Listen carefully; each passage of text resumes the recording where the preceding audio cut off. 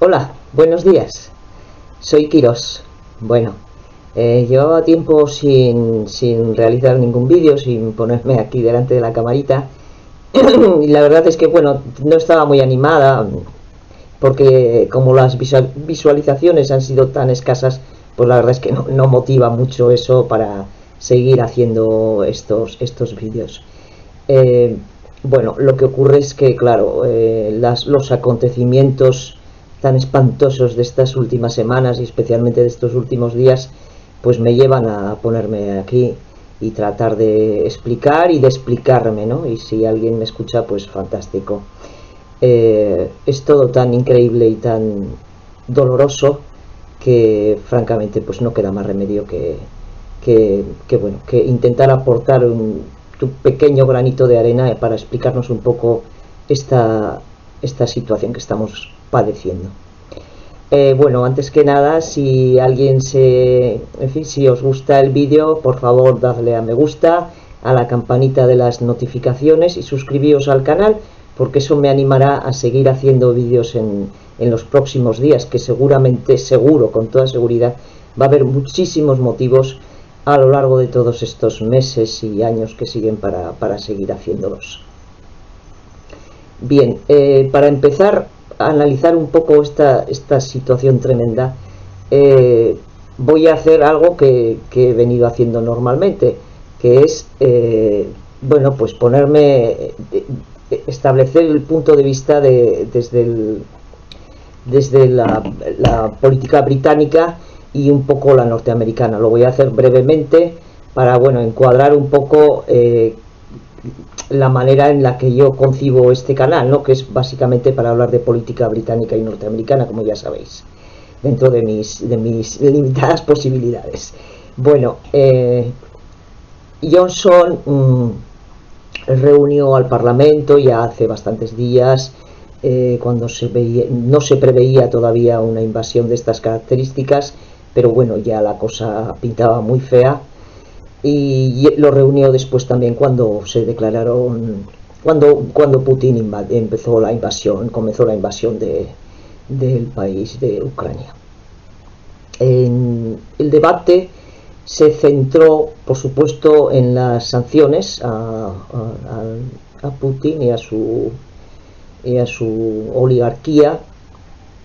Hay que decir que Londres, a la que muchos denominan, como ya sabréis, Londongrado,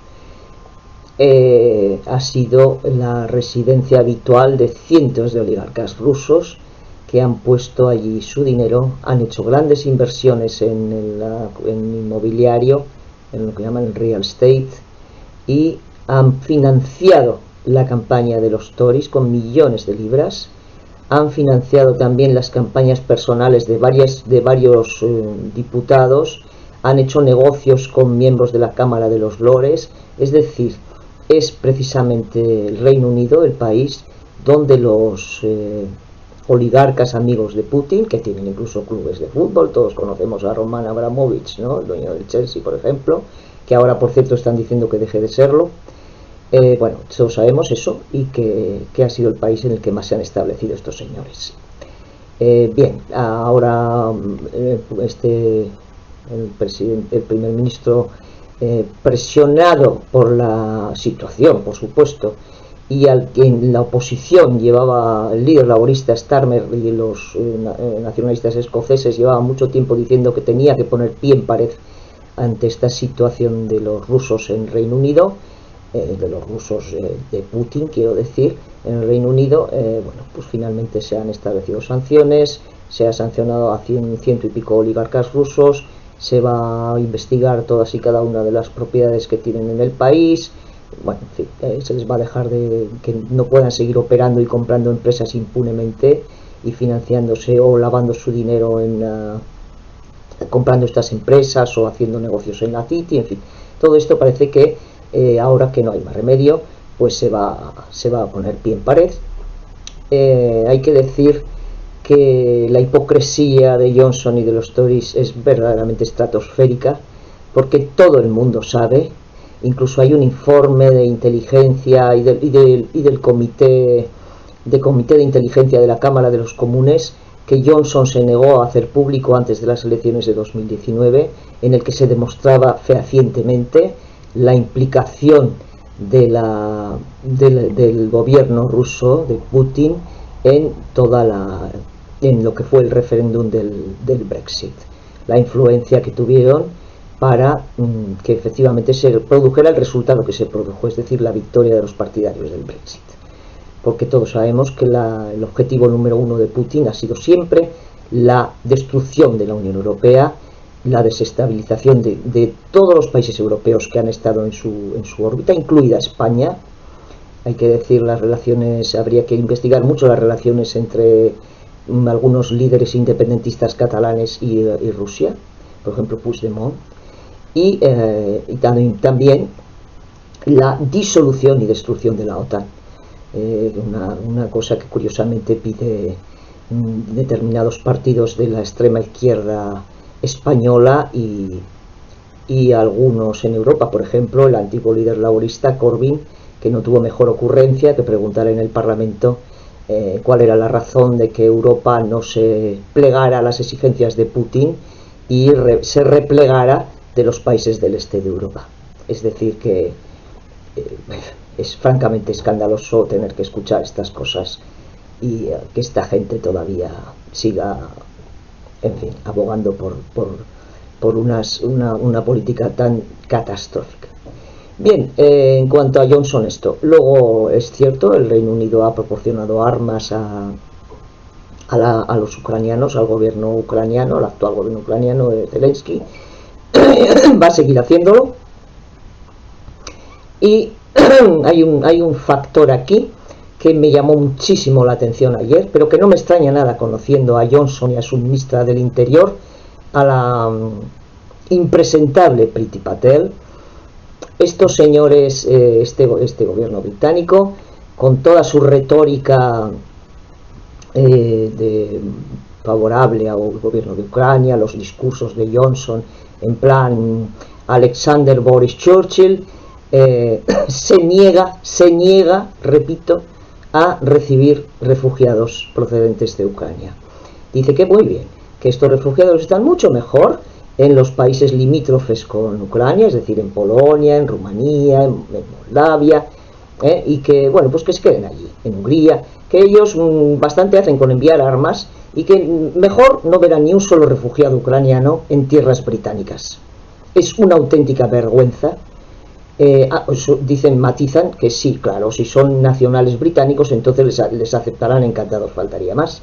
Es una auténtica vergüenza, como digo, y espero que tanto la sociedad civil británica, ya oí ayer alguna protesta en este sentido, como los partidos de la oposición, básicamente y fundamentalmente el Partido Laborista, pongan el grito en el cielo ante una situación tan escandalosa. Bueno, dejemos a Boris, que por cierto, hay que decir que a este señor primer ministro esto le ha venido como agua de mayo. Es triste, pero es así. Todo el mundo ha olvidado ya sus escándalos con los parties ilegales. La investigación de la policía ha quedado enterrada a saber por cuánto tiempo. Y el informe de Sugrey, del que ya nadie habla, no sabemos si se hará o no se hará público, porque ahora todo el mundo lógicamente está centrado en la catástrofe que se está viviendo en el este de Europa. Entonces esto a Boris francamente le ha venido muy bien para mantenerse en el poder y su supervivencia política prácticamente está asegurada. Bien, vayamos un poco a Estados Unidos. Aquí hay una cuestión en la que hay que enfatizar muchísimo. Biden ha proporcionado a los aliados y al mundo la información más precisa acerca de las verdaderas intenciones de Putin. Nadie le creía. Los propios dirigentes europeos eran escépticos ante los informes de inteligencia que Biden se ha negado a mantener en secreto, que ha hecho públicos sin dañar las fuentes, pero sí que ha dado a conocer al público cuál era la situación real. los propósitos de Putin de invadir Ucrania, incluso perdón, incluso acercándose a las fechas reales en las que esta invasión se ha producido. Lo ha hecho contra viento y marea, lo ha hecho a pesar de la increíble política republicana de apoyo por encima y por debajo de la mesa al dictador ruso, aunque ahora han girado algo las tornas, luego explicaré brevemente. Y Biden ha demostrado ahí firmeza, ha logrado unir también a los aliados, se ha sumado como uno más, pero como digamos un primum inter pares, ¿no? con liderazgo, y lo ha hecho francamente bien. No quiero ni pensar qué hubiera ocurrido si al frente de la presidencia de los Estados Unidos hubiera estado el señor Trump. La catástrofe hubiera sido absoluta. A Trump le ha faltado tiempo para elogiar a Putin con la más absoluta desvergüenza. Ha dicho que Putin es un genio, que la operación que tenía planeado, no de hace meses, sino desde hace años sobre Ucrania, es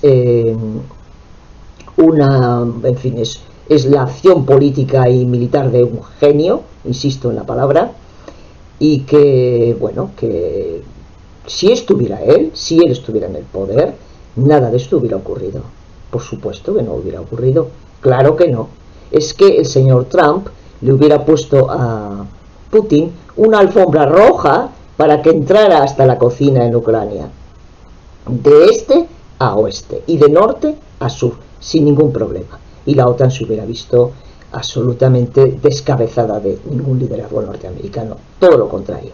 Él era aliado de Putin, se querían muchísimo los dos, digo querían entre comillas, porque tenían los mismos objetivos: destruir la Unión Europea, dividir a Europa, y establecer un nuevo sistema de seguridad con zonas de influencia que Trump estaba dispuesto a otorgar graciosamente al dictador ruso.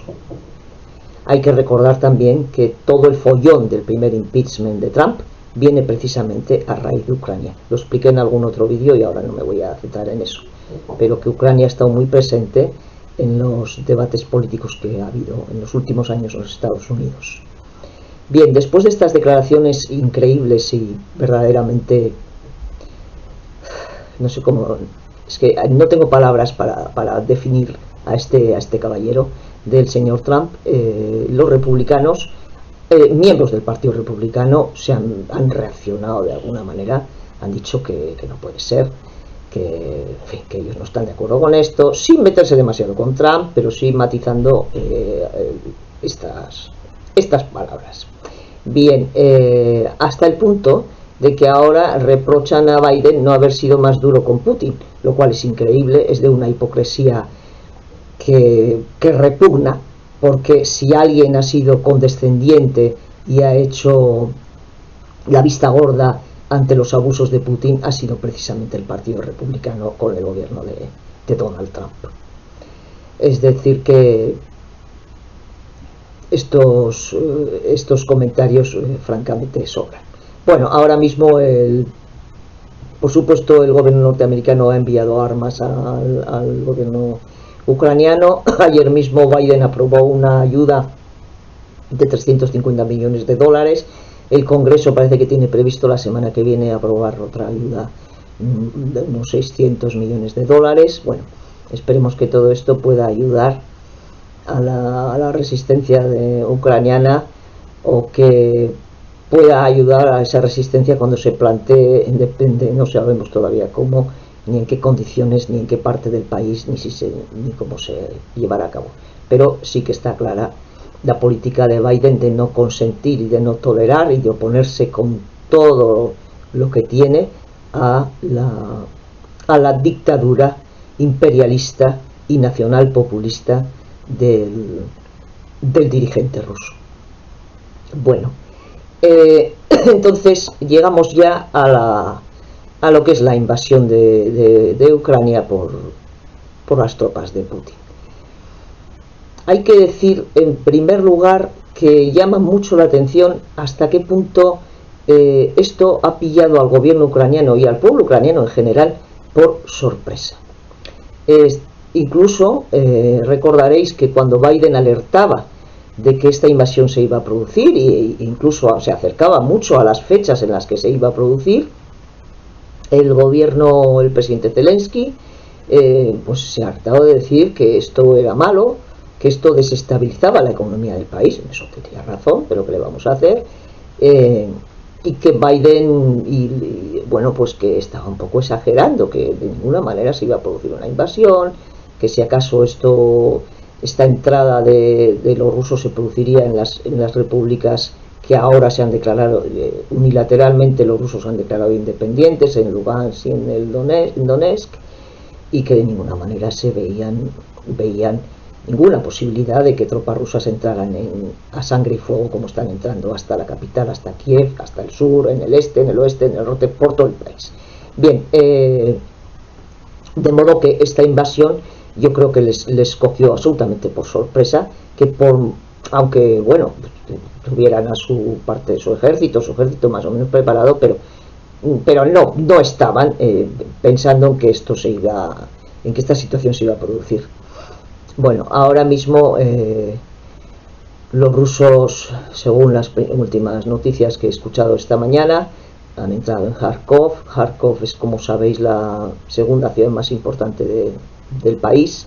Está ubicada creo que en el noreste de Ucrania. Bueno, aparte de eso, como sabéis también, las dos repúblicas que se han declarado unilateralmente independientes y han sido reconocidas por Putin están ubicadas en el este del país. Ellos tenían un 30% de esas repúblicas, ahora pues lógicamente se van a hacer con el 100%, y parece, porque Kharkov está relativamente cerca de esas repúblicas, está pegada, que podría ser la intención de Putin bajar por toda esa línea del este, desde Kiev hacia el este, ¿no? Y luego hacia el sur, hacia el Mar Negro. Y a mí me cuesta, en Mariupol, hay una ciudad ahí que se llama Mariupol, que está siendo bombardeada, está en el mar de Azov, al sureste del país, y luego al suroeste ya el Mar Negro, y ahí está Odessa. Odessa es el principal puerto que les queda a los ucranianos, después de haberles robado Crimea impunemente. Y a mí me cuesta mucho pensar, no soy geoestratega ni tengo ni idea de estas cosas, pero me cuesta mucho pensar que Putin no quiere hacerse con un puerto tan importante como es Odessa. De hecho, la ciudad está sufriendo un ataque muy duro por parte de los rusos. Bueno, lo cierto es que a pesar de este ataque, de esta sorpresa que les produjo el ataque, no podían creer los ciudadanos de Ucrania, y yo en eso francamente les comprendo muy bien, que de pasar de una vida normal en un país europeo que está, bueno, pues luchando por su futuro, con un país soberano, que es una democracia con todos sus defectos, pero es un país democrático. Bueno, pues que de la noche a la mañana te veas metido en tu casa o encerrado en un sótano porque están cayendo los misiles y las bombas y los ataques por todas partes. Es verdaderamente, prácticamente inasumible una situación así. De hecho, ayer escuchaba a un periodista británico que lleva 20 años en el país, totalmente integrado en la sociedad ucraniana, y decía que incluso él se había negado a marcharse de Kiev porque nunca pensó que los rusos, que Putin se atreviera a dar un paso tan osado como meterse como cuchillo en mantequilla hasta la propia misma capital del país. Bien, lo cierto es que la resistencia que está encontrando el dictador de Moscú está siendo más importante de lo que se preveía. Los ucranianos están aguantando, están defendiendo con uñas y dientes su país, y me imagino, claro, que esto será una cuestión de tiempo. No hay color. Las tropas rusas, por mucho armamento, y porque claro, los aliados están enviándoles armamento, yo que sé, pertrechos, toda clase de equipamiento militar para que puedan hacer frente a esta guerra que les ha declarado unilateralmente el dictador ruso, pero no sé si será, como se suele decir, too little too late, demasiado tarde, demasiado poco, ¿no? El momento para contrarrestar este ataque brutal. Es verdad, y aquí hay que anotar que por mucho que se reproche a Europa, básicamente a la Unión Europea, y estos reproches a la Unión Europea, a mí hay una cosa que me cabrea mucho, que es que llegan algunos desde la parte británica, que en cuanto puede se dedica a meter el dedo en el ojo en la Unión Europea. Es decir, no queremos refugiados, quedaos vosotros mejor. Pero claro, vosotros no adoptáis las sanciones que hay que adoptar, porque esto del SWIFT, ¿por qué no lo hace Alemania? ¿O qué divisiones hay en la Unión Europea acerca de esto? Parece mentira, siempre están igual. Es decir, esta especie de insidia constante contra la Unión Europea.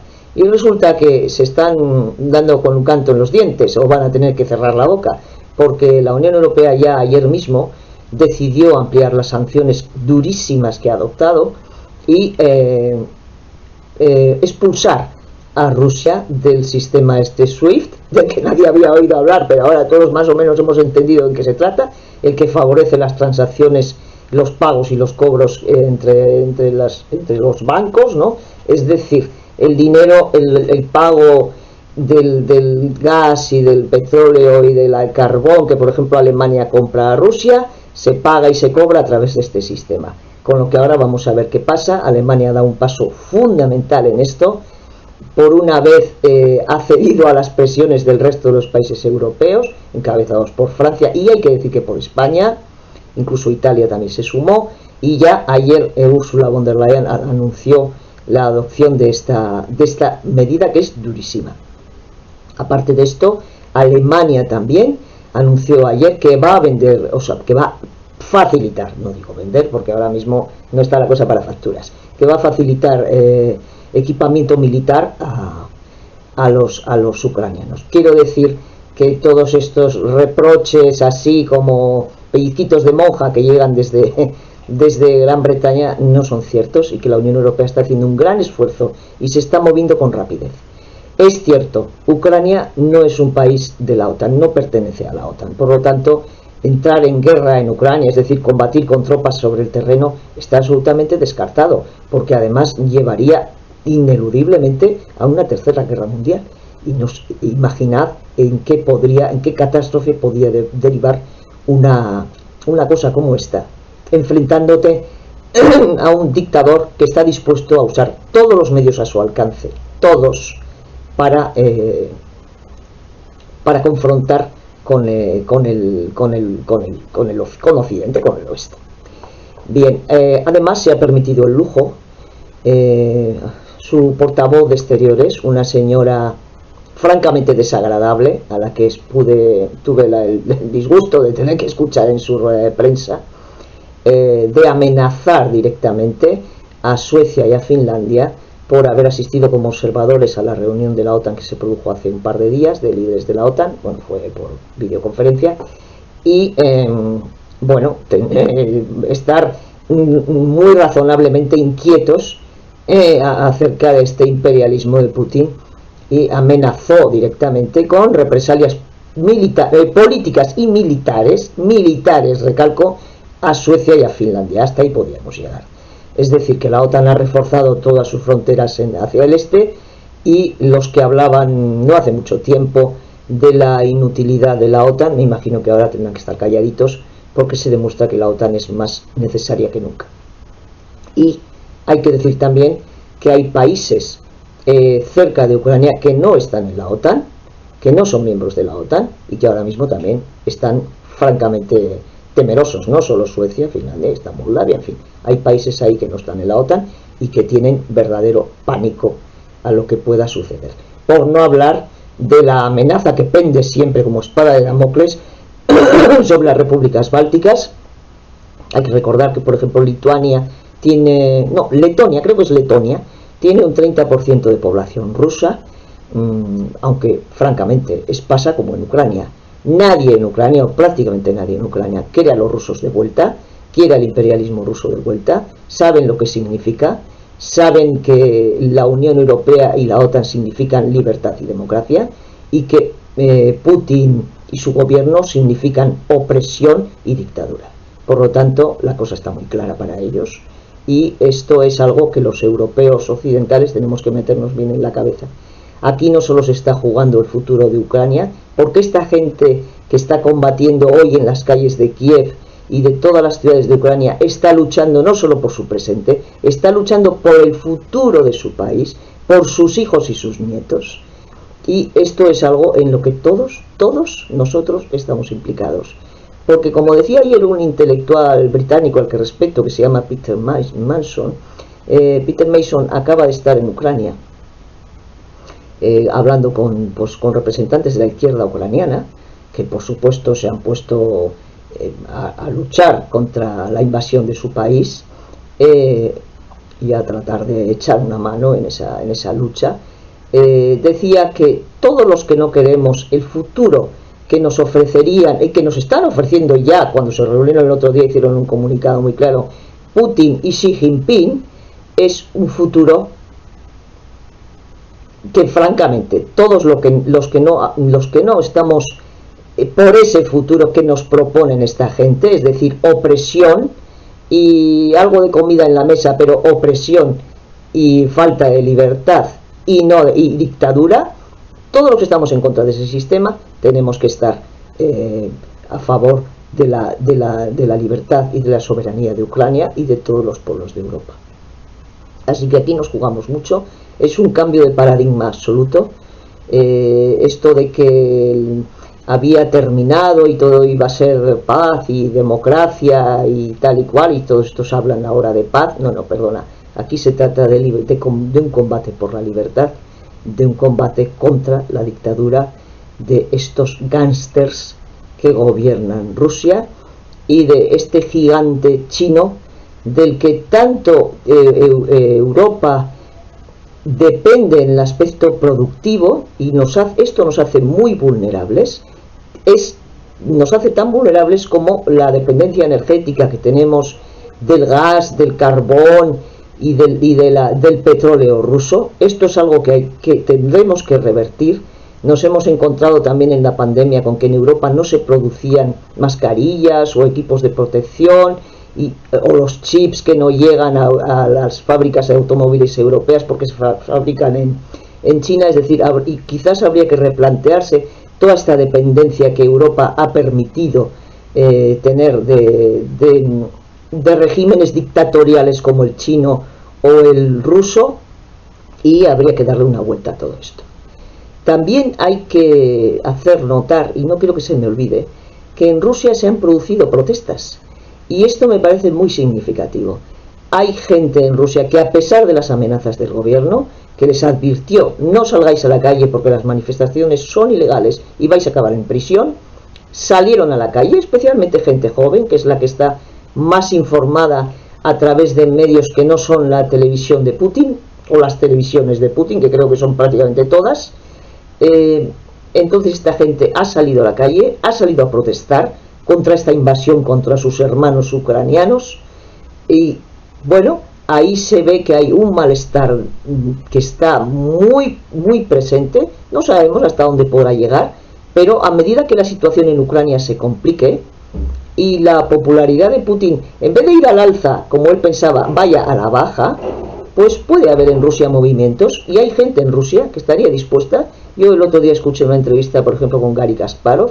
Es un tipo con la cabeza muy bien amueblada, tiene las ideas muy claras. O por no hablar de Alexander Navalny, el que está, en fin, este dirigente de la oposición al que Putin tiene encarcelado después de haber intentado asesinar. Bueno, puede haber una esperanza en Rusia, y puede que lo que llevaba tantos años calculando, es decir, volver al imperialismo anterior y volver a ¿qué? Al Pacto de Varsovia, a la Unión Soviética, esto que Putin tiene tan presente y que pretende dejar como legado, es posible que salga el tiro por la culata, y que con el tiempo, no digo que vaya a ser inmediato, ni mucho menos, será una lucha larga, pero esta situación se pueda revertir y Putin y sus oligarcas acaben cayendo. Nunca se sabe si la jugada que él tenía tan bien planificada no vaya a ser que le salga mal. Bueno, para eso ahí tenemos a los ucranianos en primera fila, defendiendo nuestros valores, defendiendo los principios de las democracias europeas. Están solos, es cierto, nos sentimos impotentes ante esa soledad, pero hay que decir también que creo que Europa está haciendo buenamente lo que puede ahora mismo por echar una mano, y también los Estados Unidos, y en eso creo que estamos unidos, y en ese sentido ha sido, bueno, es alentador ver a Europa y a los Estados Unidos juntos y sin fisuras en esta tesitura, incluyendo en esto, por supuesto, al Reino Unido, a Australia, a Japón, en fin, todos los países que están apoyando. Hay que hacer notar también que en el Consejo de Seguridad el otro día China se abstuvo, es decir, no condenó la invasión rusa, pero tampoco la apoyó. Es decir, que los chinos también están observando con mucha atención y estarán pensando muy seriamente. Claro, China es un imperio comercial. Si no vendes, ¿qué vas a hacer? Se te va a caer la economía. Y entonces, ¿qué pasa? Que todas las costuras del régimen y de su dictadura férrea quedarían también más al aire. Entonces, bueno, China quiere vender, y los europeos y los norteamericanos podemos comprar o podemos comprar menos. Bien, también los chinos tendrán que pensar seriamente en esas consecuencias. Bien, ¿qué más decir? Bueno, en cuanto a Zelensky y su política de resistencia y su admirable temple para resistir esta admirable temple suyo, de su gobierno y de todo el pueblo de Ucrania, que está bueno, pues con el fusil en la mano intentando defenderse de esta agresión, de esta guerra en la que les han metido.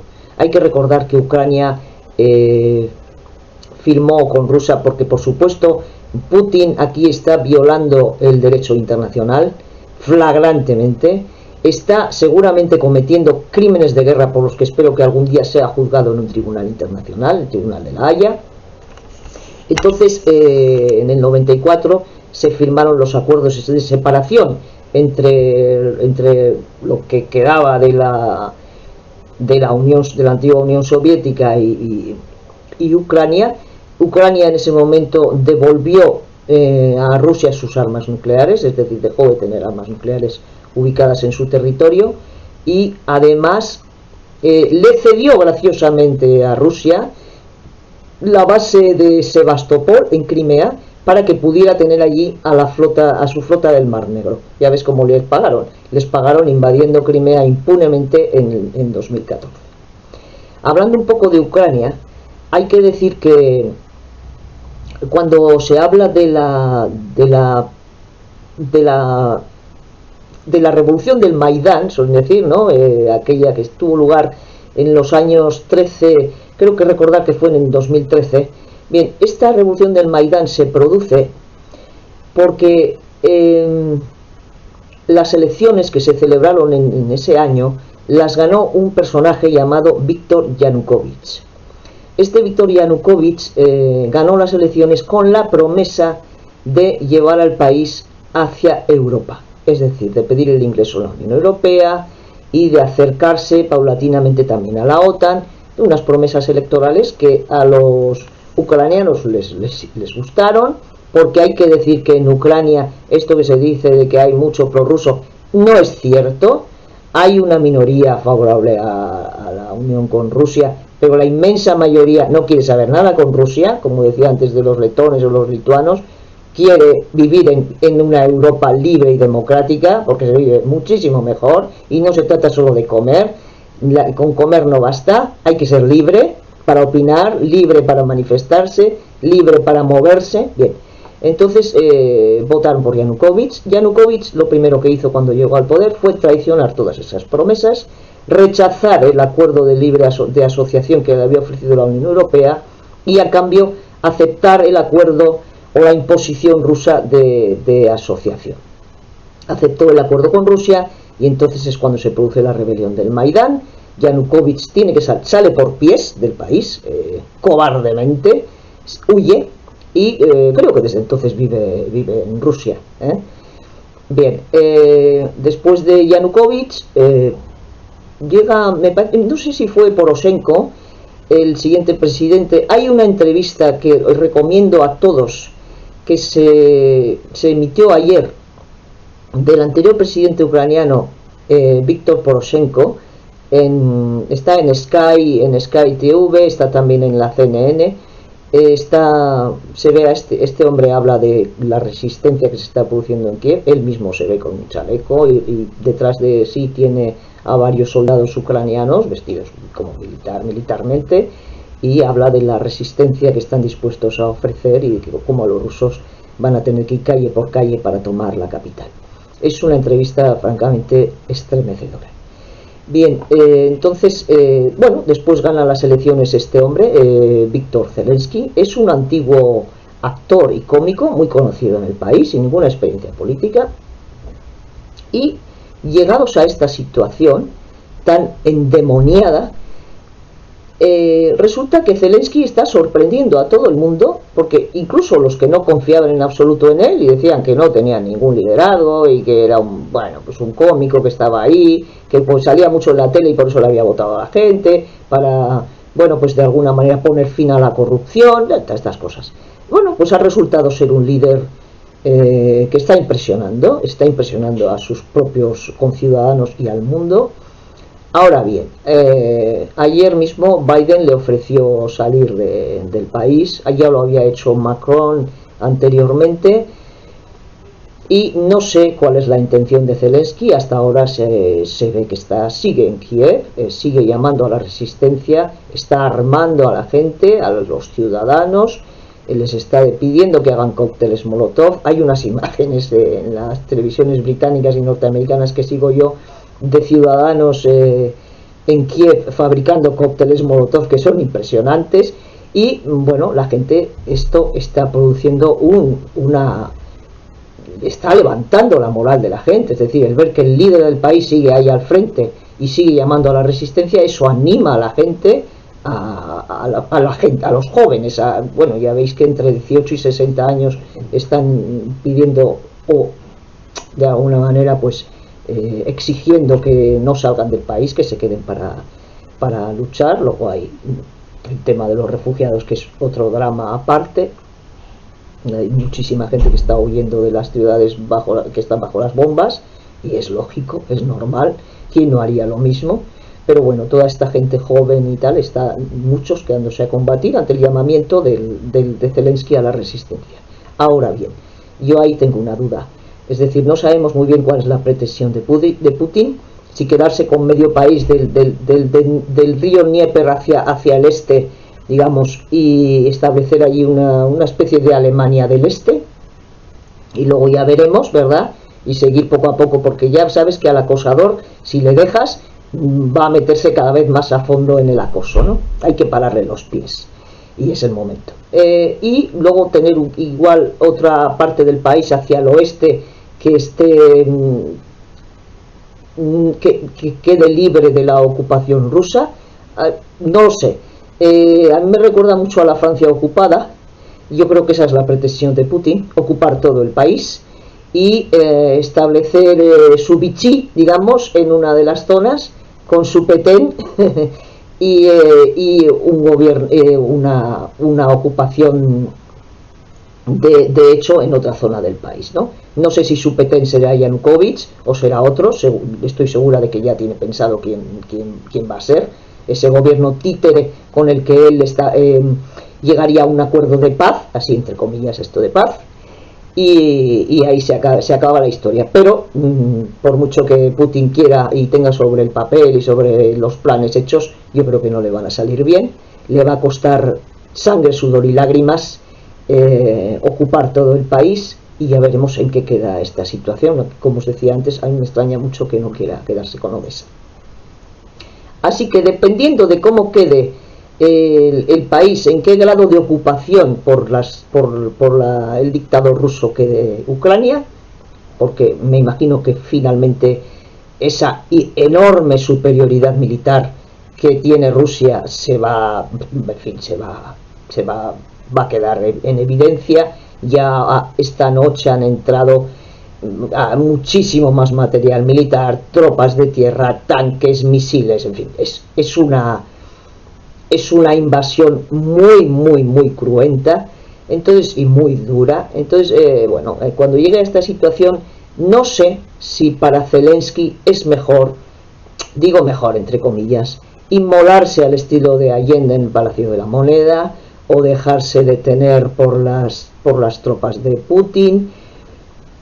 Si esto sería mejor que verdaderamente, cuando la cosa llegue a un punto, que el agua llegue hasta aquí, salir del país, establecer un gobierno en el exilio o en el borde, depende de cómo quede el grado de ocupación del país, en el borde oeste de Ucrania o en Polonia, o en Londres, al estilo del gobierno polaco durante la Segunda Guerra Mundial, o el gobierno checoslovaco en el exilio. En fin, yo creo que sería mejor un líder vivo, que represente y mantenga alta la bandera de la legitimidad democrática que representa, que un líder elegido democráticamente por el pueblo ucraniano, y que mantenga ese liderazgo. Ese gobierno en el exilio además sería reconocido por todos la Unión Europea, por los Estados Unidos, por el Reino Unido, etcétera, etcétera, y tendría una legitimidad completa, contraponiendo al gobierno títere que establezca el dictador en Kiev.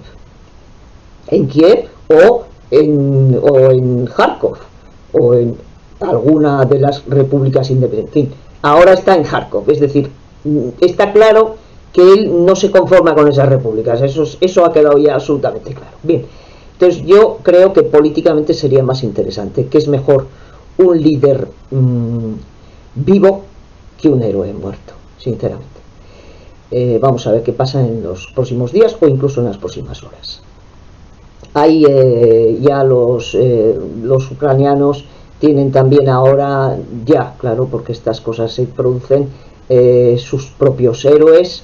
Un héroe que el otro día, un chico de 26 años, integrado en el ejército, un ingeniero, que a la hora de volar un puente vio que, que tenía que, si quería volar ese puente para impedir, un puente de estos que cruzan el río en Kiev, para impedir que los tanques rusos entraran por allí, por uno de esos puentes, tuvo que elegir entre volar el puente y salvar su vida. Eligió volar el puente, voló con él. O el caso de los soldados, hombres y mujeres, que defendían una islita cercana a Odessa, en el Mar Negro, llamada la Isla de las Serpientes. Está el jefe de la flota rusa que iba a atacar esa isla, advirtió a los ucranianos, les dijo que no pegaran un solo tiro y que así salvarían la vida. Y la respuesta de los ucranianos fue, en ruso, claro, por supuesto, de go fuck yourself, es decir, iros a tomar por culo. Y bueno, lo cierto es que entonces los rusos, claro, abrieron fuego y todos los ucranianos, pues dieron su vida por defender esa parte de su país. Así que ya tienen también héroes a los que respetar. Y como os digo, creo que el líder político, cuando la situación se ponga ya imposible y el cerco sea insoportable y amenace su vida, debería mantener esa bandera de la legitimidad democrática con un gobierno en el exilio, que además estableciera y dirigiera una resistencia que con seguridad se va a producir. Nadie en Ucrania quiere a los rusos, o casi nadie, y menos después de esta incalificable invasión y agresión brutal. Entonces esa resistencia interior, que va a estar muy bien armada, muy bien financiada por Europa, por Estados Unidos, acabará devolviendo su país a los ucranianos, su país y su libertad y su futuro, y reinstaurando a Zelensky o quien sea su sucesor, si algo ocurre, en el poder legítimo de su sistema democrático, ¿no? Bueno, pues esto es más o menos. Vamos a seguir muy atentos a la pantalla. Yo desde luego no me despego de los medios de comunicación, de los británicos, los norteamericanos, un poco también los españoles, claro, y viendo, en fin, con mucho dolor en estos días verdaderamente tan oscuros que estamos viviendo. La verdad es que por primera vez en años, yo ayer acudí a una concentración aquí en la ciudad donde vivo, había muchísima gente, una concentración junto a los ucranianos que viven aquí, que son muchos, para defender la libertad y para decir bien alto que el dictador y su banda de gángsteres no van a lograr su propósito. Y ya con esto me gustaría terminar hoy con el último párrafo, porque en realidad es un poema largo, del poeta británico del siglo XVI, de John Donne, que es muy conocido, pero que creo que viene muy a cuento de toda esta situación. Este último párrafo dice más o menos así: ninguna persona es una isla. La muerte de cualquiera me afecta, porque estoy unido a toda la humanidad. Así pues, no preguntes por quién doblan las campanas. Están doblando por ti. Y ya os dejo aquí con este cartel que ayer tuve el honor de tener en mis manos. We stand with Ukraine. Estamos con Ucrania. Slava Ukraini. Y esperemos y deseemos y vamos a arrimar todos el hombro en la medida en que podamos hacerlo y ser muy conscientes de lo que nos estamos jugando nuestro presente y el futuro de la libertad en Europa y en todo el mundo, y de la democracia y la libertad en Europa y en todo el mundo. Así que como ciudadanos europeos tenemos que dar la talla, responder y aceptar que si hay que hacer algún sacrificio, hay que hacer ese sacrificio, porque estamos, como digo, luchando y en pie por nuestra libertad, nuestra democracia, nuestros valores y el futuro de nuestros hijos y nuestros nietos. Y nada más, me he puesto un poco estupenda, pero me he alargado mucho, ya lo sé, tenía ganas, llevaba mucho tiempo y espero seguir haciendo más vídeos en inmediato futuro. Pues nada más, que paséis un buen domingo, aún es temprano, queda mucho día por delante y nada, que estéis muy atentos a la pantalla. ¿De acuerdo? Nada, si os ha gustado el vídeo, dale por favor a me gusta. Si tenéis algún comentario que hacer, yo agradezco mucho los comentarios, nadie hace ninguno, a ver si alguno se anima. Y venga, animaos también y suscribíos, y así seguimos en contacto. ¿De acuerdo? ¡Viva Ucrania! ¡Viva la libertad! Hasta muy pronto. Adiós. Muchas gracias.